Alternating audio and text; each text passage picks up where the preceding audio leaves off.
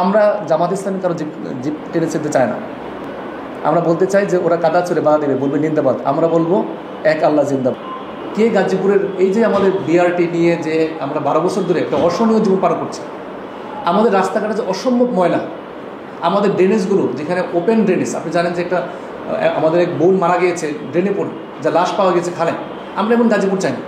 তো সেই সুন্দর গাজীপুরের জন্য, নতুন গাজীপুরের জন্য যারা কাজ করবেন তারাই হবেন এই গাজীপুরের বিজয়ী। এই জন্য প্রতিযোগিতার পরিবেশটা জরুরি। হন সূক্ষ্ম নির্বাচন শুধু সাথে কারচুপি ওয়ার্ডটা খুব রিলেটেড, নির্বাচন মানে কারচুপি, এরকম মনে হতো আমার কাছে।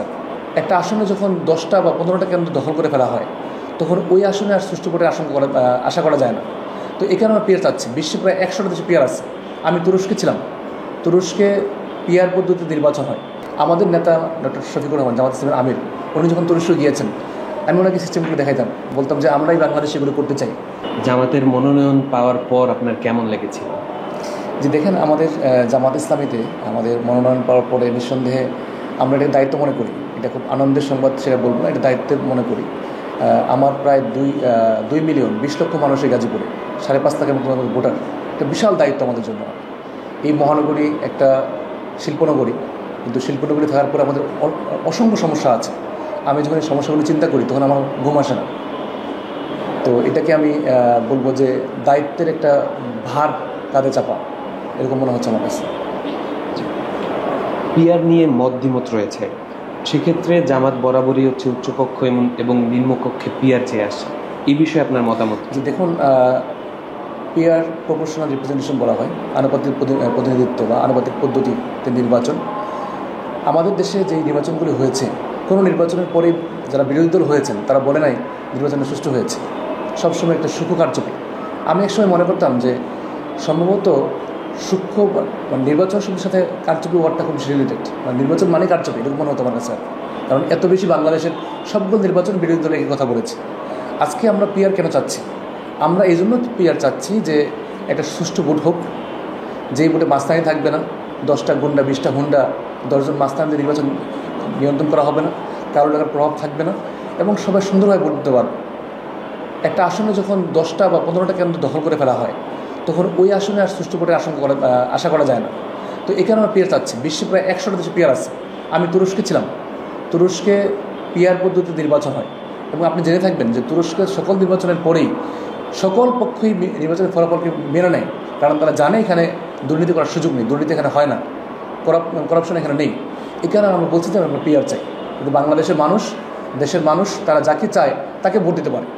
যেখানে প্রভাবটা মানে নির্বাচনে কালো টাকার প্রভাব বলি বা পেশিশক্তির প্রভাব বলি, এটা যেন না থাকে, এই জন্য আমরা পিয়ার চাচ্ছি। আপনি বাংলাদেশ জামাতে ইসলামীর হয়ে গাজীপুর 6 আসন থেকে মনোনয়ন পেয়েছেন। তো সেক্ষেত্রে জামাতের কিছু বিষয় নিয়ে বিতর্ক রয়েছে, বিশেষ করে 71-এ তাদের অবস্থান এবং আরও কিছু আনুষঙ্গিক বিষয় নিয়ে হচ্ছে বিতর্ক রয়েছে। এই বিষয়ে আপনি কী ব্যাখ্যা দেন? দেখুন, জামাতের নিয়ে বিতর্ক রয়েছে বলে ভুল হবে। বিতর্ক একটা গ্রুপ তৈরি করার চেষ্টা করেছিল যারা আমাদের প্রত্যক্ষ ফেসিজম। আজকে বাংলাদেশের এই প্রেক্ষাপটে বাংলাদেশে ঢাকা বিশ্ববিদ্যালয়ের ছাত্ররা, আমাদের জাহাঙ্গীরনগর বিশ্ববিদ্যালয়ের ছাত্ররা এর উত্তর দিয়েছে যে এই ধরনের বিতর্ক, এই ধরনের বিষয় আর এই প্রজন্মের মানুষ, আমরা যারা তরুণ আছি, আমাদের যাদের জন্ম হচ্ছে এই 90 সালে 80 সালে, আমাদের কাছে এই বিষয়গুলোর ফ্যাক্টর না। এগুলো আমরা এখন কিছুই মনে করি না। এগুলো মানুষ এখন এগুলিকে ছুঁড়ে ফেলে দিয়েছে, এই ধরনের বিতর্ক। কিছুদিন আগে জাতীয় সঙ্গীত নিয়ে একটা বিতর্ক সৃষ্টি হয়েছিল। তো সেক্ষেত্রে আমরা দেখতে পাই যে জামাত তাদের কোনো প্রোগ্রামে জাতীয় সঙ্গীত এখন পর্যন্ত গায়নি। তো এই বিষয়টা কিভাবে কি বলছেন? জামাতের কোনো প্রোগ্রামে জাতীয় সঙ্গীত গাওয়া হচ্ছে না, জামাত যদি ক্ষমতায় আসে জাতীয় সঙ্গীত কী হবে, বা এই বিষয়ে আপনার কি? দেখেন, জাতীয় সঙ্গীত চেঞ্জ করা নিয়ে জামাতের পক্ষ থেকে অফিসিয়ালি কোনো বক্তব্য আমি দেখি নাই। জামাতের কোনো নেতা জাতীয় সঙ্গীত চেঞ্জ করা দরকার এটা বলতে আমি শুনিনি। হয়তো ব্যক্তিগতভাবে 2-1 বলতে পারে, এটা সব দলই বলে। আপনি যদি পিনাকি ভট্টাচার্যের কথা বলেন, জনপ্রিয় ইউটিউবার, সবসময়ই কথা বলেন আর কি। তো আমরা সংবিধান অনুযায়ী যে জাতীয় সঙ্গীত এখন আছে ওইটাই আমরা গাচ্ছি। জামাতের প্রোগ্রাম জাতীয় সঙ্গীত গাওয়া হয়, শিবিরের প্রোগ্রাম আমি জাতীয় সঙ্গীত গিয়েছি, আমি আমাদের প্রোগ্রামগুলি জাতীয় সঙ্গীত গিয়েছি। তুরস্কের একটা বিশ্ববিদ্যালয়ের চাকরি ছেড়ে বাংলাদেশে এসেছেন রাজনীতি করতে, এর পিছনের গল্পটা যদি আমাদেরকে বলতেন। জি, আপনি জানেন তুরস্কে আমি একটা ইউনিভার্সিটি শিক্ষকতা করতাম, এবং তুরস্কের অনেক বিষয়গুলো আমি দেখেছি। তুরস্ক কীভাবে ডেভেলপ করেছে, ওদের স্বাস্থ্য, শিক্ষা, চিকিৎসা, বিশেষ করে চিকিৎসা যদি বলি, তুলসী চিকিৎসা ব্যবস্থা পুরোপুরি ফ্রি। এখানে ডাক্তার চাইতে কোনো টাকা লাগে না, এখানে টেস্ট করতে কোনো টাকা প্রয়োজন হয় না, এখানে অপারেশনের কোনো টাকা প্রয়োজন হয় না, এখানে মেডিকেলের ঔষধের 80% টাকা গভর্নমেন্ট বেয়ার করে, 20% দেয় হচ্ছে জনগণ। আমাদের নেতা ডক্টর শফিকুর রহমান, জামাত ইসলামের আমির, উনি যখন তুরস্ক গিয়েছেন, আমি ওনাকে সিস্টেমগুলো দেখাইতাম, বলতাম যে আমরাই বাংলাদেশে এগুলো করতে চাই। এবার যখন গাজীপুর 6 নির্বাচনের প্রার্থী যখন ঘোষণা করা হবে জামাত থেকে, তখন তো তিনি আমাকে দেশ থেকে ওখান থেকে চলে আসতে বলছেন, তুমি আসো, তুমি এসে এই গাজীপুর মানুষের জন্য কাজ করো, গাজীপুরের মানুষের জন্য নতুন একটা কাজ করো, নতুন একটা বাংলাদেশ তুমি তৈরি করো। এই কারণে তুরস্ক থেকে চলে আসা এবং আমাদের প্রিয় গাজীপুরের জন্য, আমার জন্মভূমির জন্য কাজ করার চিন্তা করা। আপনি যখন এই সিদ্ধান্ত নিয়েছেন, আপনার পরিবার এই বিষয়টা কিভাবে নিয়েছে? যে দেখেন, প্রত্যেকটা বাবা মাই চায় যে তার সন্তানরা একটু নিরাপদে থাকুক।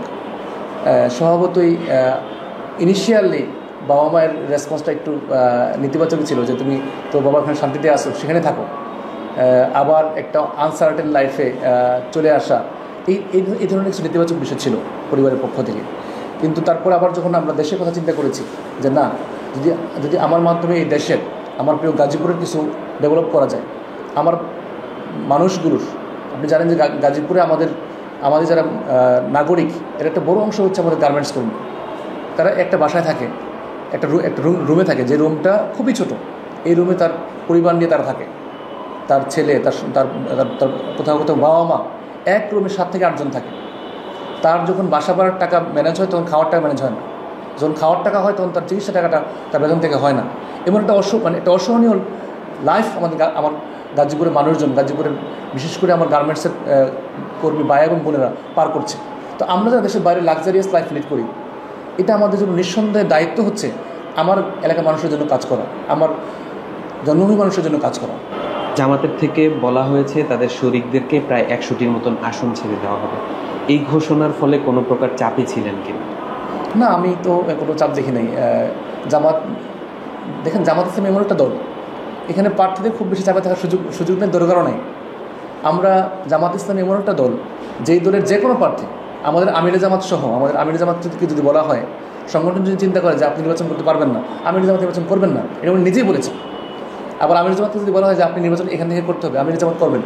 তো আমাদের সবাই আমাদের দায়িত্ব, একটা শৃঙ্খলাবোধের মধ্যে আমরা রয়েছি, আমরা সংগঠনে আনুগত্য করার খুব প্রাধান্য দিই। তো এই জন্য কোনো চাপ নাই সেখানে। আপনার আসন থেকে আপনার কাকে আপনার প্রতিদ্বন্দ্বী মনে হচ্ছে? দেখেন, আমরা কাউকে প্রতিদ্বন্দ্বী মনে করি না, আমরা প্রতিযোগী। এখানে আমরা নির্বাচনে নেমেছি, আমরা বেটার সার্ভিস কীভাবে দিতে পারি, এটার জন্য আমরা প্রতিযোগিতা করতে পারি। গাজীপুরের মানুষকে কে ভালো সার্ভিস দেবে, কে গাজীপুরের এই যে আমাদের বিআরটি নিয়ে যে আমরা 12 বছর ধরে একটা অসহনীয় জীবন পার করছি, আমাদের রাস্তাঘাটে যে অসম্ভব ময়লা, আমাদের ড্রেনেজগুলো যেখানে ওপেন ড্রেনেজ, আপনি জানেন যে একটা আমাদের এক বোন মারা গিয়েছে ড্রেনে পড়ে, যা লাশ পাওয়া গেছে খালে। আমরা এমন গাজীপুর চাই না। তো সেই সুন্দর গাজীপুরের জন্য, নতুন গাজীপুরের জন্য যারা কাজ করবেন, তারাই হবেন এই গাজীপুরের বিজয়ী। এই জন্য প্রতিযোগিতার পরিবেশটা জরুরি। এখানে আমরা কাউকে প্রতিদ্বন্দ্বী চাই না। কিছুদিন আগে বিএনপির একজন নেতা মঞ্চে বলেছে, যদি কেউ দাঁড়িপাল্লায় ভোট দেওয়ার কথা মুখে আনে, তার জিপ টেনে ছিঁড়ে ফেলা হবে। এই বক্তব্যর আপনার প্রতিক্রিয়া কী ছিল? শুনছেন? জি, আমি শুনেছি। এটা হয়তো ওনার জায়গা থেকে উনি বলেছেন। আমরা জামাত ইসলামী কারো জিপ টেনে ছিঁড়তে চাই না। আমরা বলতে চাই যে ওরা কাদা চলে বাধা দেবে, বলবে নিন্দাবাদ, আমরা বলবো এক আল্লাহ জিন্দাবাদ। আমরা সাম্যর দেশ চাই, আমরা সবাই মিলে একসাথে থাকতে চাই। এই দেশটা আমাদের দেশ, আমরা সবাই দেশে জন্মগ্রহণ করেছি। এখানে কাদা ছড়াছড়ি, এখানে জিপ টেনে ফেলা, এগুলোর কোনো দরকার নেই। আমরা ভালোবাসতে আসছি। আমাদের একটা লাক্সারিয়াস লাইফ ছিল, এই লাইফকে বাদ দিয়ে আমরা মানুষকে ভালোবাসতে আসছি। মানুষকে ভালোবাসতে চাই, মানুষ আমাকে ভালোবাসবে, বিশ্বাস করি।